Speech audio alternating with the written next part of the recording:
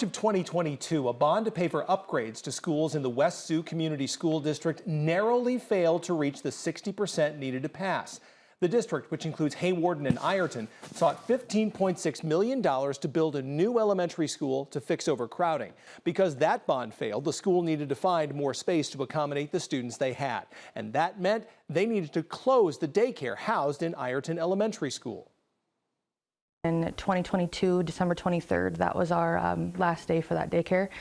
As we were trying to pass that bond to expand and kind of up our school district, and it just wasn't going through. The district did revisit that bond issue late last year, passing a $15.5 million measure with 80% of the vote to upgrade the two elementary schools in Ireton and Hawarden. Even though that bond eventually passed, a daycare option wasn't included. That still left Ireton without a daycare for parents who live and work in the small town. But as KTIV's Katie Koppel tells us, a group of moms are working to bring a daycare facility to Ireton.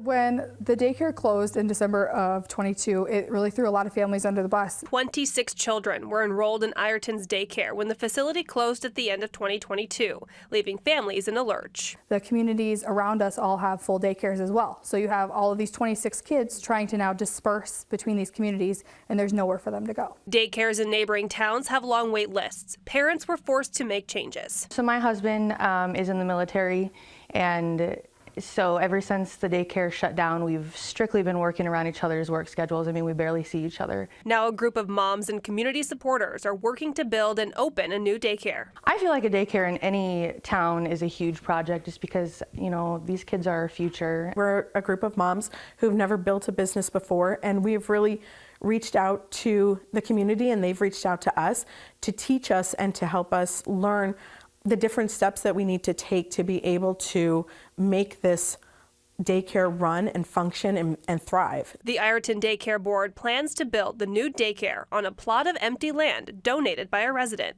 Without that piece of land, we don't really know where we would have put the new daycare, and it's a really good location here in town, nice and centralized for people as well. As we move forward, a lot of that is getting the funds then in place. We need roughly $600,000 to $650,000, and that is a dated number.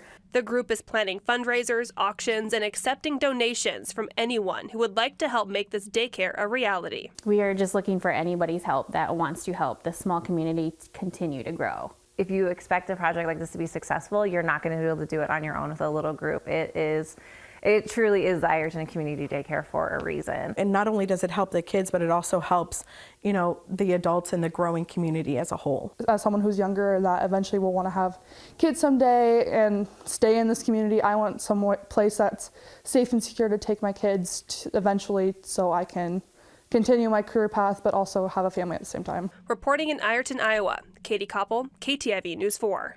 The goal is to have the Ireton Community Daycare open next year. One concern for residents in not having a daycare facility in Ireton is the loss of potential community growth.